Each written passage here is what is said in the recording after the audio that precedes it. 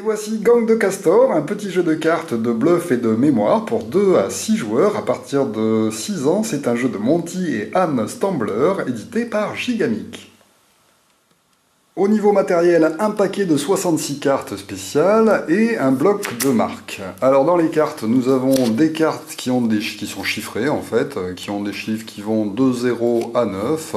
Et il y a aussi 3 types de cartes spéciales dont nous verrons les effets un peu plus tard. Pour débuter la partie, on va distribuer 4 cartes à chaque joueur qu'il va disposer comme ceci devant lui, mais attention, il est interdit de les regarder. Donc tout le monde va avoir 4 cartes posées au hasard devant lui, et ensuite on va tirer une carte sur le dessus du paquet, que l'on va placer face visible à côté du paquet de pioche. Ça sera la pile de défausse. Ensuite, avant de débuter la partie proprement dite, chaque joueur va regarder les 2 cartes qui se trouvent aux extrémités de ces 4 cartes.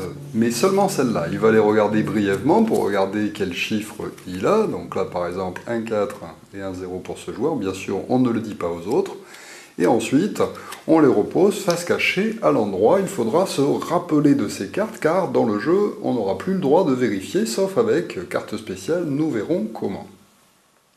Alors, quel est le but du jeu? Eh bien, c'est très simple, il va falloir avoir le moins de points possible sur les 4 cartes qui sont placées devant nous. Pour l'instant, on n'en connaît que 2, on ne sait pas quelle est la valeur des autres. On va tenter, au fur et à mesure du jeu, d'obtenir le moins de points possible. Le premier joueur va ensuite commencer, et lors de son tour, il va avoir une action à faire, c'est-à-dire piocher une carte. Soit il va piocher une carte sur le paquet de défausse pour l'intégrer à son jeu, c'est-à-dire la remplacer par rapport à une qu'il a déjà de placer, soit il va tirer une carte sur le dessus du paquet et éventuellement l'insérer ou la défausser. Alors attention, pour la première action, je ne peux pas prendre une carte spéciale. Donc là, par exemple, le hasard a fait que c'est une carte spéciale qui est disponible dans la défausse. Je ne peux donc pas la choisir lors de mon action. Je vais donc être obligé de tirer une carte sur le dessus du paquet.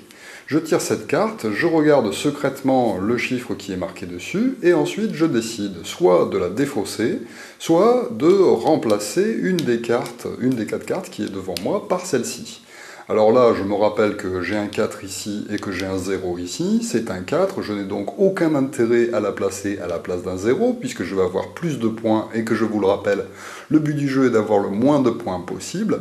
Et remplacer une 4 par une 4, ça ne sert à peu près à rien. Mais par contre, je peux peut-être bluffer, puisque ça ne change rien pour moi, mais les autres joueurs peuvent peut-être imaginer que cette carte est une meilleure carte que celle que j'ai. Donc je peux dire, ah bien je vais la placer ici.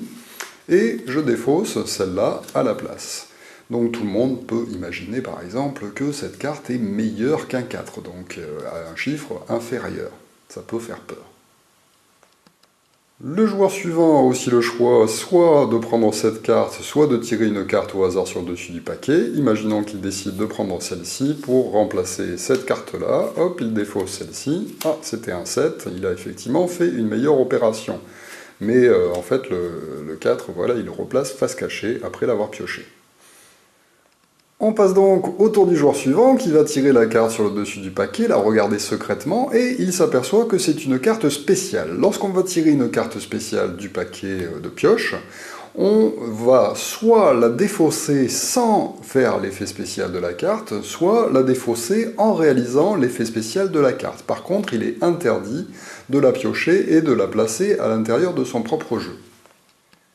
Alors cette carte est une carte double action, c'est-à-dire que si le joueur décide d'utiliser son pouvoir, il va avoir le droit de piocher 2 cartes consécutives. Il va commencer en piochant la première carte du dessus du paquet, la regarder secrètement, et décider s'il souhaite l'intégrer à son jeu ou non. S'il veut l'intégrer à son jeu, son tour s'arrête, mais s'il décide de la défausser parce qu'elle ne lui plaît pas, il va avoir le droit de prendre une deuxième carte, qu'il pourra là aussi soit placer dans son jeu, soit défausser, si c'est une carte chiffrée bien sûr. Donc là, par exemple, c'est un 9, c'est encore pire que le 8, il décide de la défausser aussi quand même. On passe donc au tour du joueur suivant, qui va lui aussi tirer une carte, un 5, et qui peut décider de la placer ou bien de la défausser.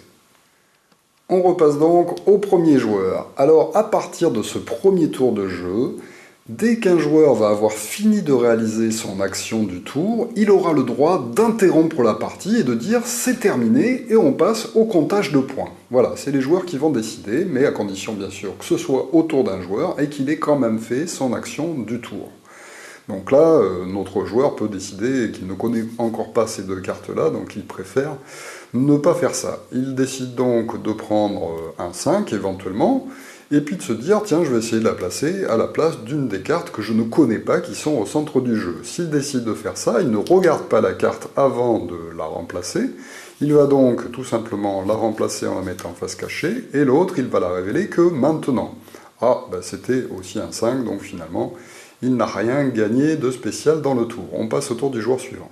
Alors, que se passe-t-il avec cette carte d'action là? Celle-ci est un échange de cartes, donc si on tire cette carte de la pioche, eh bien on a le droit d'utiliser l'action qui va nous permettre d'échanger une de nos cartes face cachée contre une carte face cachée d'un autre joueur. Donc par exemple, si c'était ce joueur-ci qui jouait cette carte-là, il pourrait très bien décider de refiler cette carte à un autre joueur et de se dire « bon, je sais qu'il a un 4 ici parce que j'ai bien regardé ce qu'il a joué tout à l'heure, donc je vais la remplacer par celle-là, mais lorsqu'on fait l'action, on n'a pas le droit de regarder aucune des deux cartes. Personne, hein, même pas le joueur qui joue cette carte. » Et on passe donc au tour du joueur suivant. Enfin, troisième et dernière carte spéciale, si on tire celle-ci, elle va nous permettre de regarder une des cartes que l'on a dans son jeu. Donc si par exemple c'est à moi de jouer et que je tire une telle carte, je peux décider de la défausser pour effectuer son effet et dire bah, je vais regarder cette carte parce que je ne sais pas ce que c'est. Ah, ben c'est un 1, donc ça m'arrange. Hop, je la laisse face cachée. Je sais que j'ai pas une très grosse carte ici. Et le jeu va ainsi se poursuivre à tour de rôle jusqu'à ce qu'un joueur décide d'interrompre la partie. Alors imaginons que ce soit à moi de jouer à nouveau, hop, je tire une carte, ah c'est un 2, je me dis tiens je vais la remplacer contre cette carte qu'un adversaire m'a donnée, je ne sais pas ce que c'est mais j'imagine que c'est pas super, effectivement c'est un 9. Là je pense que j'ai vraiment très peu de points par rapport aux autres joueurs, et bien je peux taper sur la table en disant fin de partie. Alors, à partir de ce joueur qui vient de taper sur la table, les autres vont quand même avoir le droit de jouer une dernière fois, jusqu'à ce que ça revienne à ce joueur qui ne jouera pas, et la partie s'arrêtera là, enfin la manche s'arrêtera là, et on va compter les points. Donc ce joueur-là joue, il décide par exemple de piocher une carte, ah tiens, une carte spéciale qui me permet de jouer 2 fois, donc j'en profite, hop, la première c'est un 9, ça m'intéresse pas, la deuxième c'est aussi un 9, pas de chance, ça m'intéresse toujours pas. Ce joueur-là peut décider de prendre celle-là. Ah, elle me permet d'échanger une carte contre un autre joueur. Tiens, comme lui, il a voulu terminer, il doit avoir très peu de points, donc je décide de lui filer une carte pas terrible que je vais échanger contre une carte. Ça, je sais que c'est un petit, donc hop, je l'échange contre ça. À ce joueur-là qui joue lui aussi sa dernière action, oh, il pioche un 8, il décide de la défausser. La partie s'arrête et donc tout le monde va pouvoir retourner ses cartes pour compter les points. Donc là par exemple 5, 6, 7, 8, 9, 10, 10 points pour ce joueur.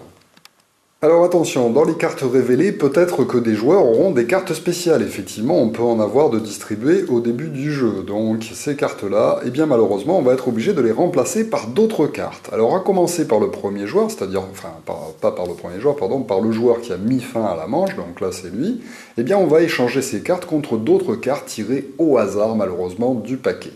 Donc moi je n'ai pas de carte spéciale, ce joueur-là n'a pas de carte spéciale, le joueur suivant, lui par contre, a une carte spéciale, il la défausse et il la remplace par une autre. C'est encore une carte spéciale, c'est encore une carte spéciale, hop, malheureusement, il se prend un 6. Lui a 3 cartes spéciales, pas de chance, il échange la première, ouf, c'est un 0. La deuxième, aïe, c'est un 8. La troisième, suspense, ah, c'est un 0. Hop. Et donc on peut faire le total des points de chaque joueur, on va prendre ensuite le bloc de marque, et chacun va noter le score qu'il a fait par rapport à la première manche. Effectivement, sur le bloc de marque, il y a marqué première, deuxième, troisième, quatrième manche et cinquième manche. Effectivement, le jeu va se dérouler en autant de manches qu'il y a de joueurs. Donc si on joue à 4 joueurs dans cet exemple, eh bien on effectuera 4 manches. Si on joue à 6 joueurs, on effectuera 6 manches. Et il y a juste une exception, si jamais on joue seulement à 2 joueurs, eh bien on effectuera 4 manches. Évidemment, à l'issue des manches que l'on a effectuées, le joueur qui a obtenu le moins de points est déclaré gagnant. Voilà donc pour Gang de Castor, un petit jeu, donc vous l'aurez compris, à la fois d'un peu de mémoire, un peu de tactique, un petit peu de bluff aussi par rapport aux cartes que l'on pose, et puis de l'évaluation, parce qu'il va falloir choisir le bon moment où s'arrêter quand on pense avoir moins de points que les autres, mais attention, comme ils ont le droit de jouer encore une fois, ils peuvent encore nous faire quelques crasses, donc il faut quand même essayer d'avoir le moins de points possible. Mais les tours peuvent être très rapides, effectivement. Au bout du premier tour de jeu, où personne n'a le droit d'arrêter la partie, on peut ensuite immédiatement la stopper très rapidement. Voilà, donc un petit jeu assez rigolo, avec des petits dessins qui représentent un peu une guerre entre des castors et des espèces de rats. Voilà, donc c'est rigolo, c'est rapide, ça se joue à partir de 6-7 ans, et c'est facile à emmener partout avec ce petit boitage. Merci de m'avoir suivi, et à très bientôt pour une nouvelle règle de jeu. Au revoir.